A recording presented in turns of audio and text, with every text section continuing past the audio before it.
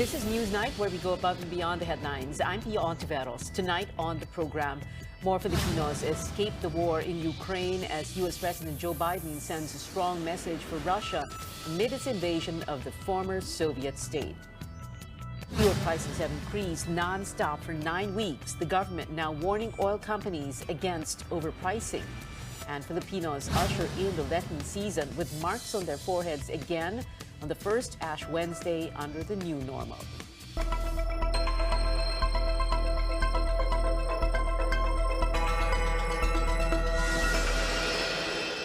We begin with the United States tightening the noose on the Russian economy. U.S. President Joe Biden announces the closure of American airspace to Russia in his first State of the Union address. The move aligns with Canada and the European Union that banned Russian flights to isolate Moscow.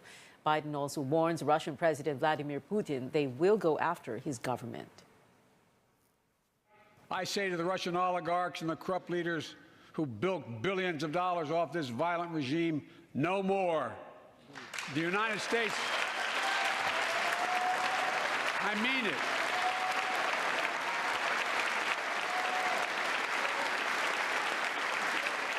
The United States Department of Justice is assembling a dedicated task force to go after the crimes of the Russian oligarchs.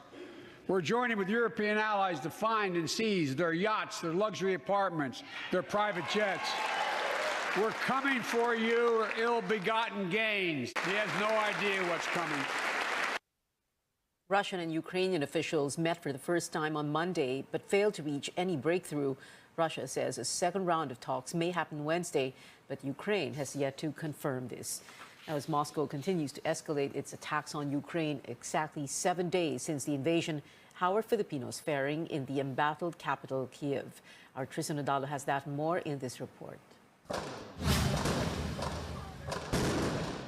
Amid the Russian invasion, OFW Ghislaine Rocher knows that she will eventually run out of options if she stays any longer in Ukraine's capital, Kiev.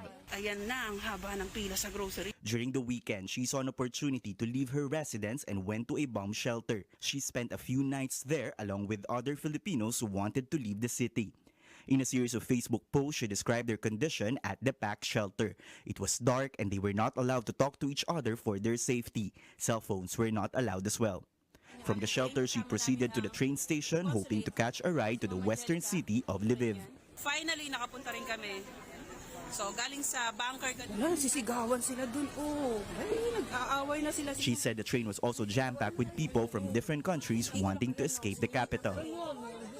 Kasi kami Pilipino, so dito lang ang daming iba't ibang lahi. Uy, grabe, magamit namin, ayan lang. Para makaalis sila.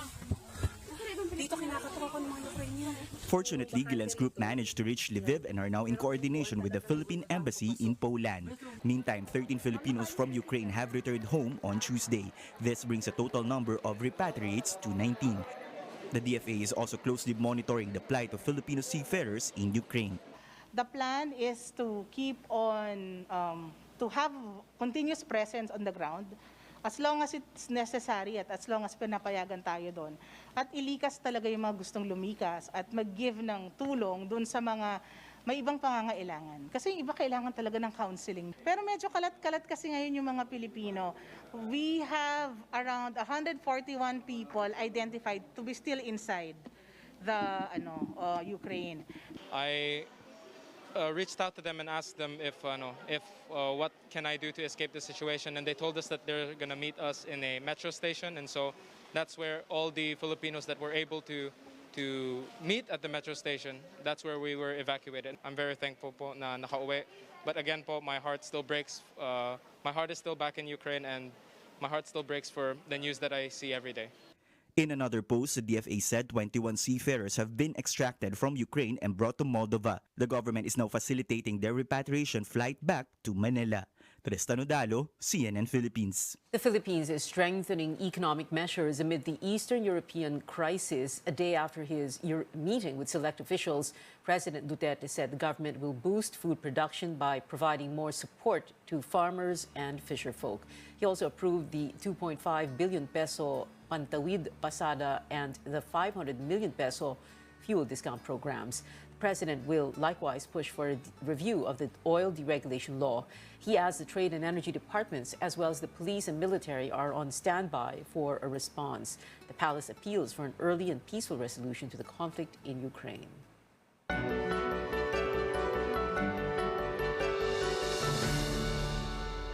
Filipinos observe Ash Wednesday, a day of prayer, fasting, and abstinence to usher in the Lenten season.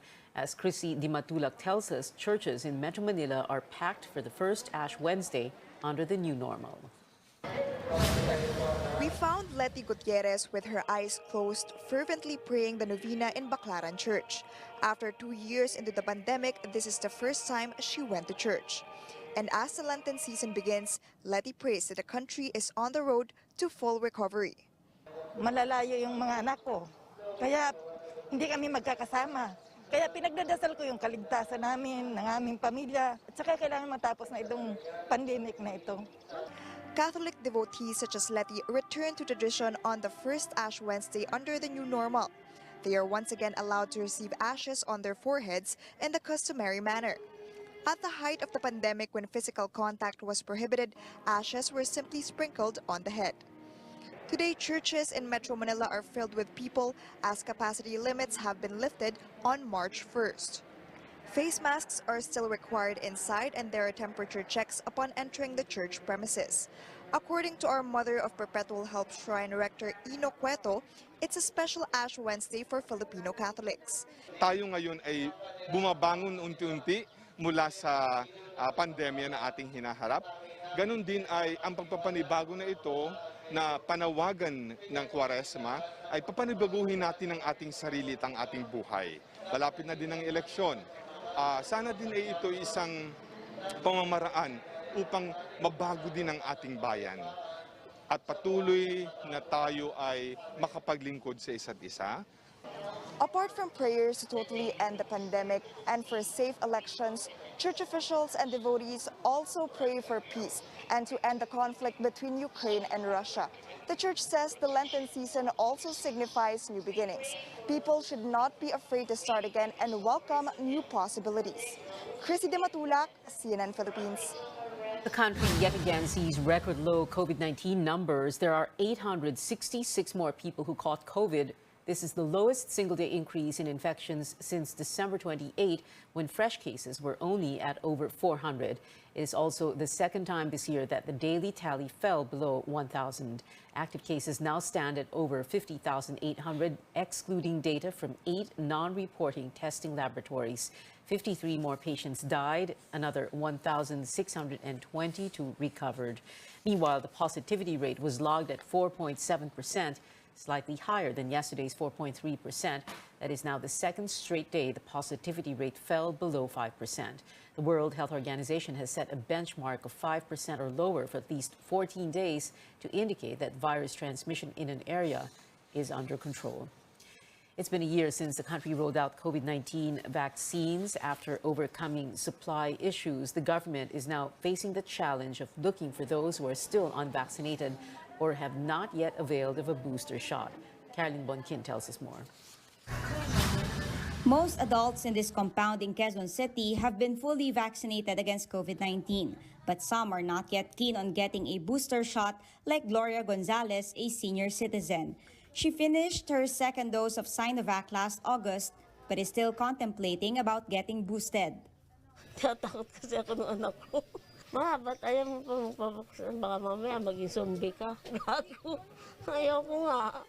Jake Montales, meanwhile, considers getting an additional dose, but still hasn't got the time to visit a vaccination site. Mas kailangan po siguro kasi para mas tumaas yung immune system. 1 year since the Philippines started its COVID-19 immunization, over 63 million people have been fully vaccinated, short of the 70 million target.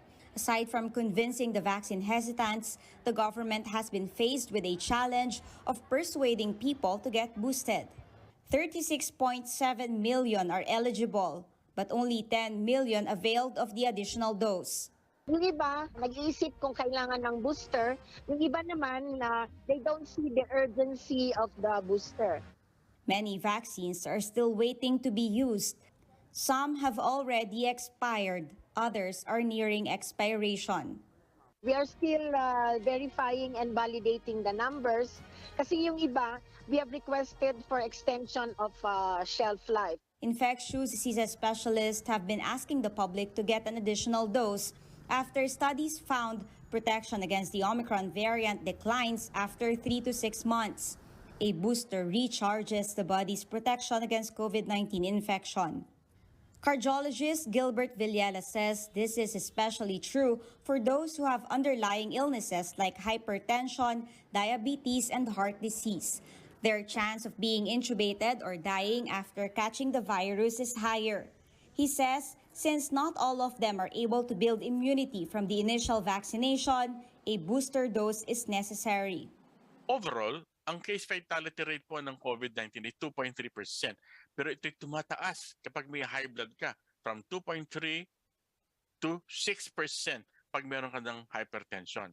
Despite falling short of the target in the National Vaccination Day in February, there will be another massive vaccination drive from March 10 to 12.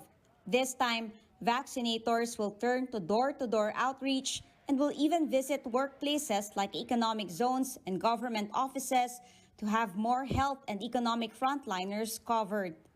Caroline Bongkin, CNN Philippines. In a bid to promote the vaccination drive, the LRT2 management is offering a day-long unlimited ride for free to passengers getting their COVID-19 shots at the Line 2 stations. Currently, vaccination sites are open at the Antipolo station Wednesdays and Fridays from 8:30 a.m. to 4 p.m. and at the Recto station Tuesdays and Thursdays from 8 a.m. to 5 p.m. Passengers must show their pass and a valid ID upon entering Line 2 gates to avail of the free ride. But the free pass can only be used in the LRT2. LRTA will also open a new vaccination center at the Araneta Center Cubao station on March 7.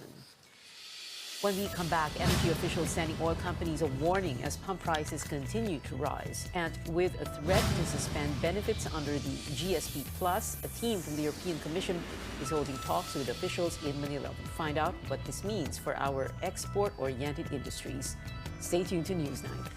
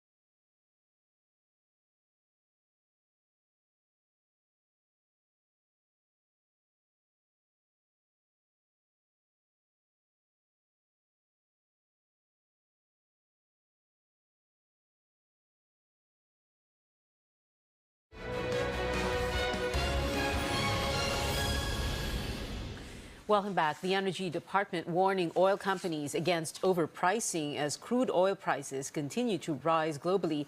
Undersecretary Gerardo Erguiza says pump prices should fall within these ranges as seen on your screens. Erguiza says oil companies overcharging customers may be probed for profiteering. In that case, we will check immediately and sabihan sila, puntahan sila. And the Department of Energy has the authority to go against these acts. The department says oil supply remains stable and that the Russia-Ukraine conflict has no direct impact on local supply.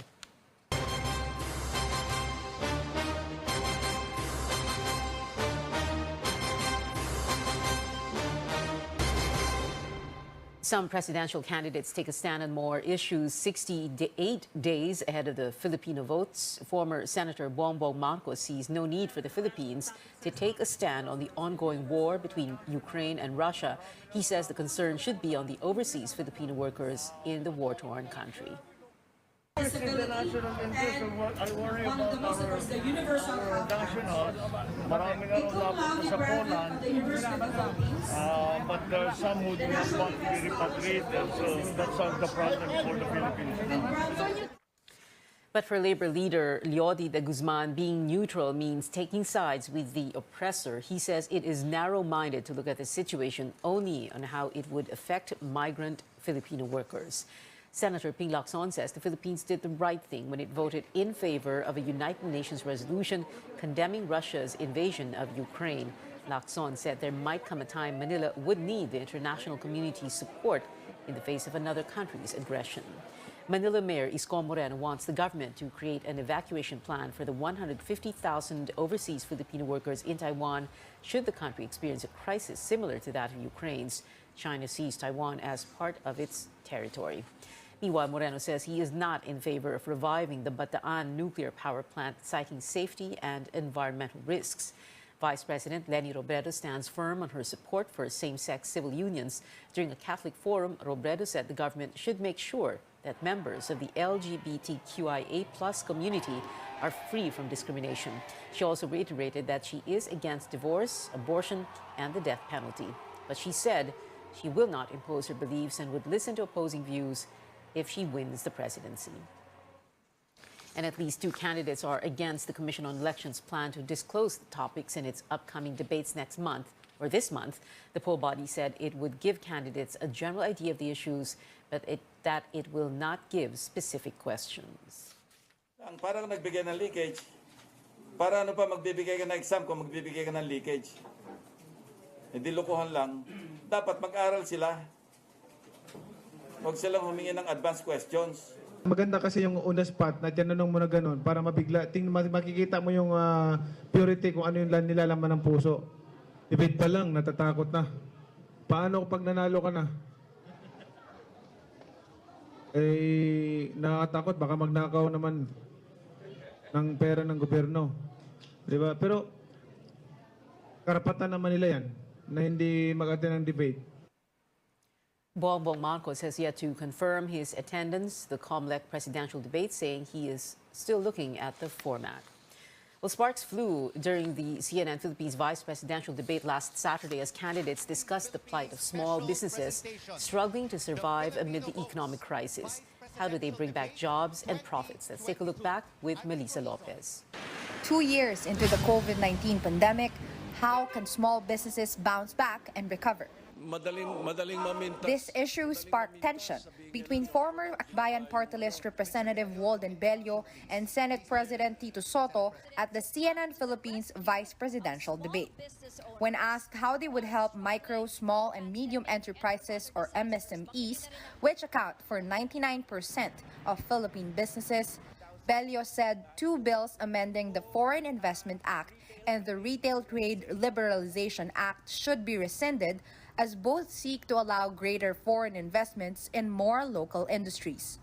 We have had all of these foreign-oriented laws that have been passed recently, and Senate President Soto was the one who pushed them through Congress. You're sending this country and our SMEs to the hands of all these foreign enterprises that will eat them up. Soto did not back down.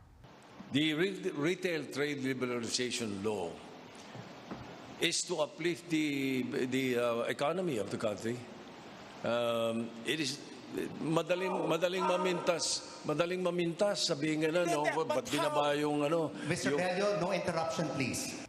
Bello also said Senator Kiko Pangilinan voted yes to a law reducing taxes on big corporations.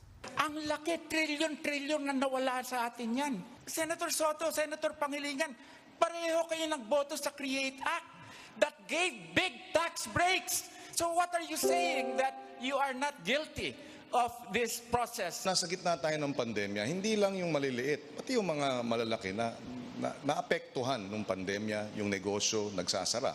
There's also dispute about new taxes. If elected vice president, Bello plans to impose a wealth tax on the 500 richest Filipinos to raise up to 3 trillion pesos for public projects. Soto rejects any tax hike. Hindi pa pwedeng dagdag ng tax. Nagbawas nga kami. We passed in the CREATE law that yung lahat ng below 250,000 a year ang kinikita, hindi dapat magbayad ng income tax. Candidates agreed on the need to arrest surging fuel prices and making it easier to pay income taxes.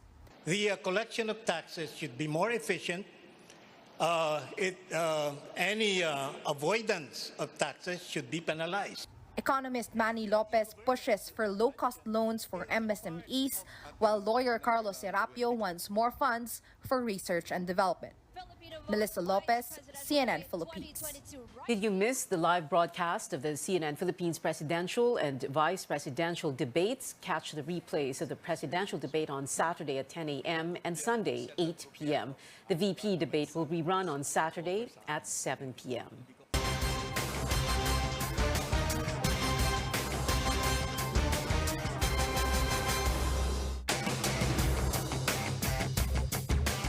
Petitioners are taking another shot at striking down the anti-terrorism law. 26 groups filed a joint appeal urging the Supreme Court to reconsider its earlier decision that declared most parts of the controversial law constitutional.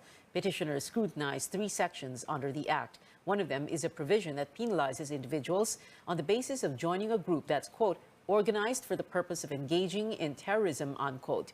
Petitioners say it's vague, overbroad, and fails the strict scrutiny test.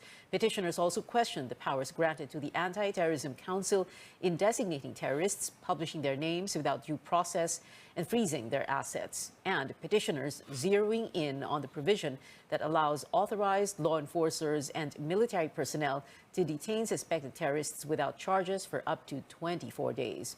National Security Advisor Hermogenes Esperon says petitioners have the right to appeal, but the government will abide by the law. Meanwhile, Justice Secretary Menardo Guevara defers to the government's top lawyer, Solicitor General Jose Calida.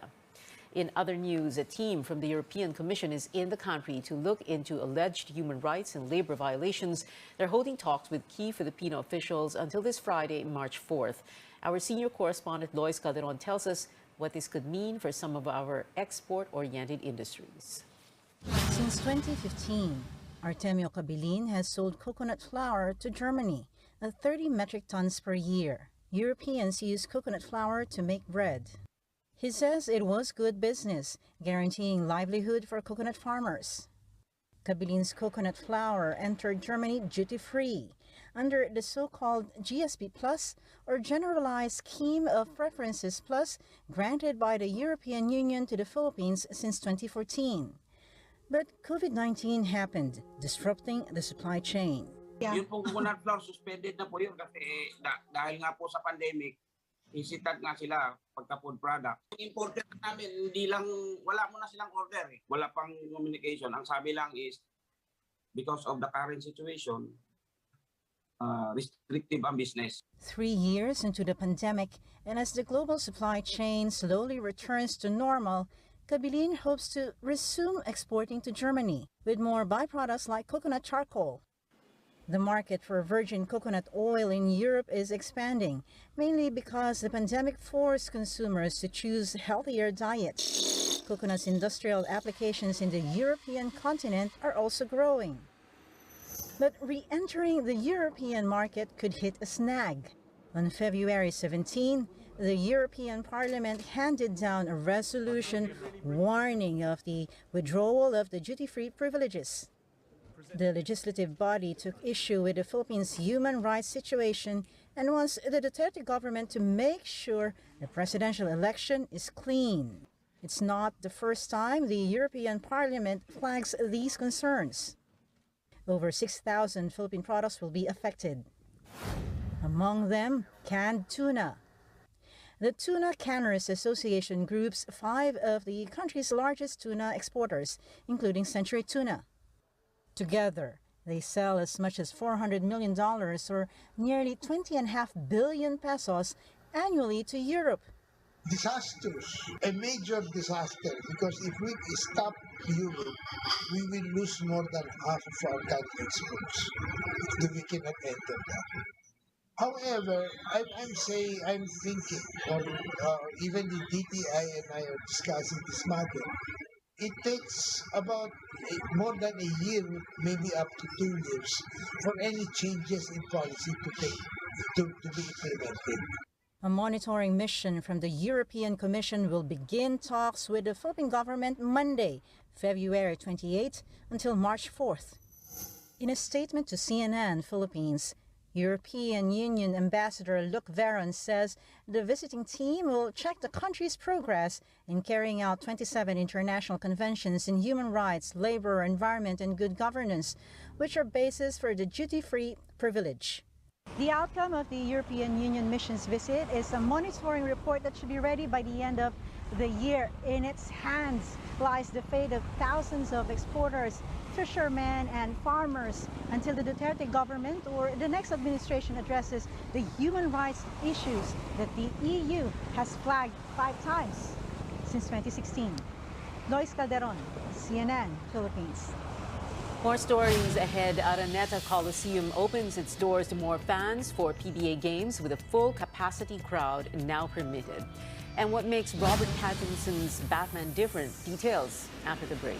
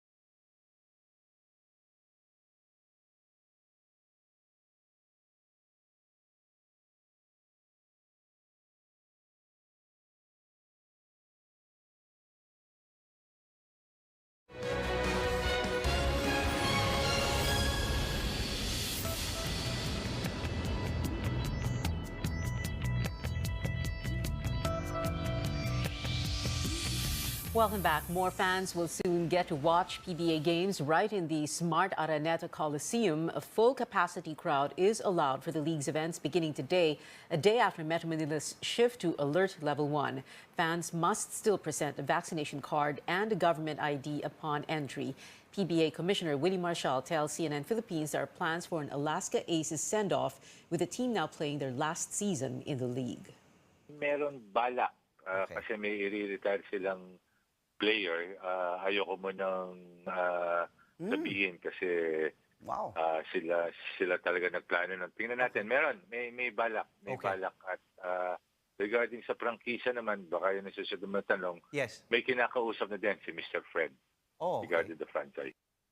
Marshall adds they will discuss Gila's head coach Chot Reyes' proposed 30-man national pool for global tournaments in the next board meeting. Players will include both PBA athletes and Gila's cadets.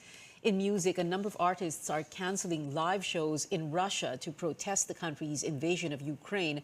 Among them, chart-topping rock band Green Day. The group was supposed to play this May, but called off the concert over the weekend.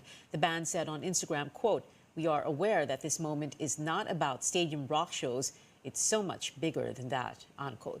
And yesterday, former One Direction member Louis Tomlinson announced he is canceling tour dates for July in both Moscow and Kiev. Tomlinson says he is prioritizing fan safety, adding that his thoughts go out to those suffering from this, quote, needless war. Indie pop trio AJR, as well as British artist Youngblood, also called off concerts in Russia. Back here at home, this new take on the Caped Crusaders' origins arrived in cinemas today. DC's The Batman stars Robert Pattinson as Bruce Wayne and Zoe Kravitz as Catwoman or Selina Kyle. Pattinson says an emotional dark element sets this Dark Knight apart from other portrayals.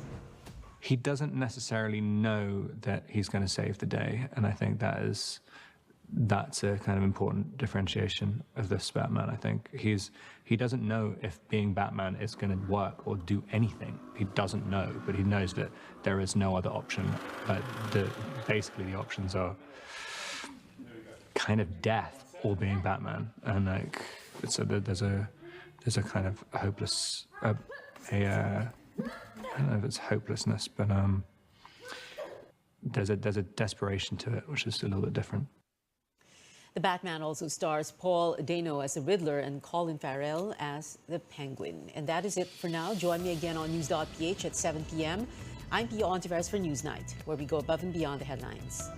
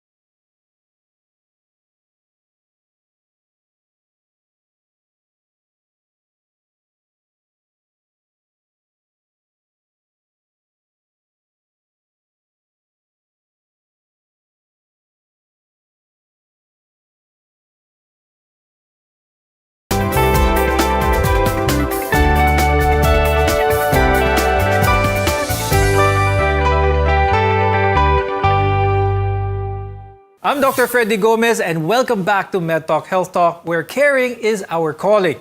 There's so much information out there about COVID-19. It can be very overwhelming, and some of the more scientific aspects are hard to maybe understand for some. One content creator is doing his part to help spread awareness. Maraming tao ngayon ang may lagnat, sipon at ubo. Kaya ito pong ilang paalaala mula sa inyong pharmacist. Let me explain. Ang paracetamol po ay iniinom every 4 to 6 hours kung kayo po ay mayroon lagnat, pananakit ng katawan o pananakit ng ulo. At sa loob ng isang araw, maaari ka lamang po uminom ng 4 hanggang 6 na tabletas ng paracetamol. And most importantly, uminom po tayo ng maraming tubig at mag-ingat at patuloy na gumamit ng mga face mask. Joining us now is Archie Larga. He's a registered pharmacist and TikTok edu creator with over 2.4 million followers. Now that cases are rising again, I'm sure a lot of people want to know more about home care treatments, lalong-lalo na para sa COVID-19. Let's talk about over-the-counter medicines for mga simptomas na karaniwan parang sipon or lagnat. For mild symptoms po, usually naman yan ay lagnat, ubo at sipon lamang. So, for fever po or lagnat, ang binibigay po usually is paracetamol. Then kapag naman po meron kang sipon, meron po tayong mga cough and cold preparations. And let's remember po na itong mga cough and cold preparations na to, maliban sa mga antihistamines at saka yung pang nasal decongestant, naglalaman din po ito ng paracetamol. So, kumbaga, nasakop na rin niya yung sipon at ganoon na din yung lagnat kasi may paracetamol na itong laman. Then, another thing po, pagdating naman sa ubo, meron po tayong, dapat alam natin kung ano yung ubong meron tayo. Either yan po ba ay productive cough o yung ubong may plema, o kaya naman ay dry cough o yung ubong walang plema. Kapag po productive cough o yung ubong may plema, pwede po tayo gumamit ng mga mucolytics o yung pantunaw ng plema tulad ng carbocysteine or ambroxol. If naman po gusto natin ilabas yung plema natin at nahirapan tayo lumabas, pwede tayo gumamit ng mga expectorant tulad ng guaifenesin. Now, kung dry cough naman po, pwede po tayo gumamit ng mga antihistamine kasi di ba usually makati lang naman yung lalamunan natin pero wala namang lumalabas na plema. So yun po, yung mga antihistamines po nakakatulong para mawala po yung pangati ng lalamunan natin. Another thing is po yung dextromethorphan o yung tinatawag nating mga cough suppressant. So pinipigilan po nito yung madalas na pag-ubo. So yun po, yung mga usual na gamot na pwede nating inumin kapag tayo nakakaranas ng mga mild symptoms ng COVID-19. Now, when it comes to over-the-counter medicines, Archie, many prefer name brands that they are familiar with over yung mga generic because hindi natin matatanggal yun na may notion talaga na kapag name brand, mas maganda. Meron ba talagang difference between a generic brand and a name brand? Bilang consumers po, meron po kayong karapatan na mamili kung anong gusto niyong brand na gamot ang iinumin niyo, whether branded or generic. But during this time po na parang nagkakaubusan tayo ng mga branded or yung mga preferred brands natin ng gamot, let's remember po na meron tayong mga generic equivalent. Now, itong mga generic equivalent na gamot o yung generic na gamot po, ito po ay parehas ng active ingredient tulad ng branded na gamot. So for example, yung branded na paracetamol na gusto mo is walang stock, may generic na paracetamol na available at paracetamol din ang laman nito. Parehas sila ng gamit para sa lagnat or pain at parehas din po yung pag-inom nito. Also yung dose nila, kung 500 mg itong paracetamol na branded, may generic din po na 500 mg na paracetamol. And let's remember po na kahit po generic ito, dumaan pa rin po ito sa proseso ng regulation ng Philippine FDA. So makakasiguro po tayo na ito ay safe, effective, and of quality. Now, apart from ang tamang paggamit ng gamot, importante din ang tamang dami or ang dosage, which also matters significantly. How many times a day, Archie, are we supposed to take these recommended meds? What are some of the things na dapat malaman ng mga viewers with regards to dosing? Let's remember po na ang mga gamot po ay hindi candy. So pag sumobra po tayo, maaari tayong makaranas ng overdosage. So for example, for paracetamol po, kung nilalagnat po kayo, pwede po kayong uminom ng isang tableta ng 500 mg ng paracetamol every 4 hours. Or kung naman po masakit lang yung katawan niyo or masakit lamang ang ulo ninyo, pwedeng every 6 hours po. And for a day, pwede po tayo mag-consume up to only 8 tablets ng paracetamol, which is equivalent to 4,000 milligrams. Now, pagdating naman po sa mga gamot sa ubo, like for example, yung carbocysteine, ambroxol, lagundi, tinitake naman po ito every 3 times a day po for at least 5 to 7 days. Or kung meron lang kayong simptomas ng ubo.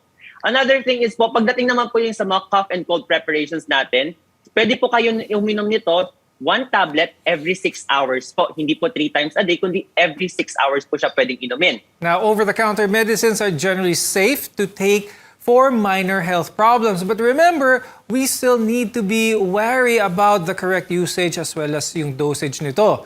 In one of your viral videos, Archie, you spoke about fake medicine. Tell us more about this and how can yung mga consumers, mga viewers natin, paano nila malalaman kung fake ang isang gamot or legit? During this time po kasi, dahil nga nagkakaubusan ng mga preferred brands natin na gamot, may mga taong nananamantala talaga. Importante po na maging vigilant tayo at maging observant po tayo sa mga gamot na binibili natin. So, paano ba natin malalaman kung fake ang isang gamot? Unang-una po sa lahat, kung ano, gamitin natin yung mga senses natin. Like for example, yung packaging ng gamot, makikita po ninyo na kung medyo discolored or parang iba yung kulay ng tableta ng gamot or yung kapsula ng gamot. Pag hinawakan mo yung kapsula, parang malambot. Usually po pag maganda ang condition ng mga kapsula, firm yung pagkakagawa ng capsule.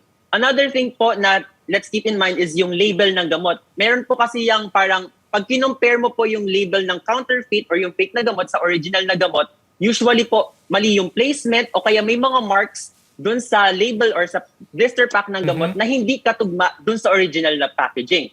And most importantly po pala, bumili lamang po tayo ng mga gamot sa FDA-registered na mga butika. Now, an infodemic is too much information about something like a disease outbreak. And this includes false or misleading information. As this infodemic problem grows, we'll talk about how content creators can be part of the solution. Your health is our mission here on MedTalk Health Talk. We'll be right back.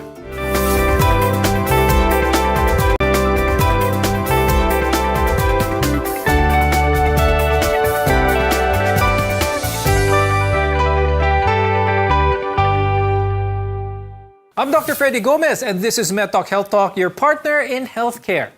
In 2021, the Philippines had the highest social media usage in the world. Filipinos on average would use their phones 11 hours a day. Imagine how much information or misinformation we come across every day. Archie, how do you think we can solve this problem? Ano sa tingin mo yung mga role ng mga content creators katulad mo in addressing itong infodemic na ito? So sa tingin ko po malaki talaga yung role ng mga content creators and social media personalities when it comes to correcting yung mga misinformation. Dahil binigyan po tayo ng platform or following, so dapat gamitin po natin ito responsibly. Dapat po maging very vigilant din tayo sa mga bagay na sinishare natin. Let's make use of yung mga credible sources, hindi po yung basta-basta tayo magpo-post ng kung ano-ano na hindi naman po natin alam yung sources. Kasi tandaan po natin na maraming tao ang nakikita yung mga pinopost natin. So let's be mindful and let's use always yung mga na-fact-check na information po. When it comes to information about medicine, mga gamot, mga vaccine, mga boosters, kung anong dapat gawin kapag COVID positive, at anything when it comes to healthcare, nakikita mo ba, Archie, na marami talagang misinformation online? At gaano ka-importante sa'yo na ma-debunk mo yung mga ganitong klaseng information, ganitong klaseng mga sites? Actually, marami po talaga ako na-encounter, especially sa comment section when it comes to the vaccines. Magiging zombie ka daw, para mag-iiksi yung lifespan mo kapag nagpabakuna ka. So bilang pong isang health professional at isang content creator, talagang goal ko po is to correct yung mga ganitong misconception. Kasi po, maraming tao, very dangerous ito, actually nakakamatay. Kasi kung lahat ng tao ay maniniwala na nakakasama ang bakuna, paano na lang matatapos itong pandemyang ito? So importante po na bilang isang content creator ay gamitin ko yung plataforma ko para gumawa ng mga ganitong content at itama kung ano yung tama. Gumamit po ng mga reliable resources and laging i-fact check yung mga bagay na sinasabi ko online. Now, apart from information about medicine to treat COVID-19, boosting our immune system and taking care of our health is vital in preventing infection in the first place. Archie, ano marerekomenda mo sa mga viewers natin when it comes to pangpalakas ng immune system?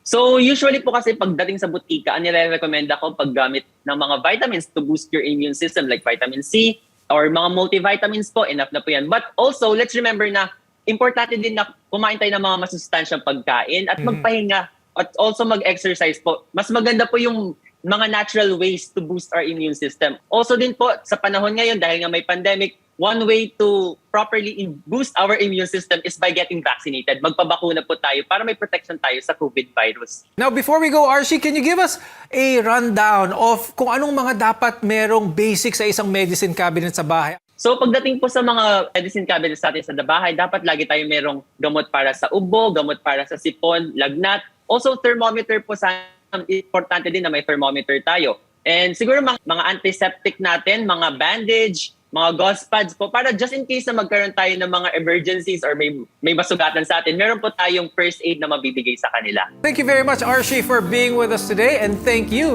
for doing your part in helping people throughout this pandemic. I'm Dr. Freddy Gomez, and thank you for watching MedTalk Health Talk on CNN Philippines. We'll see you again next time.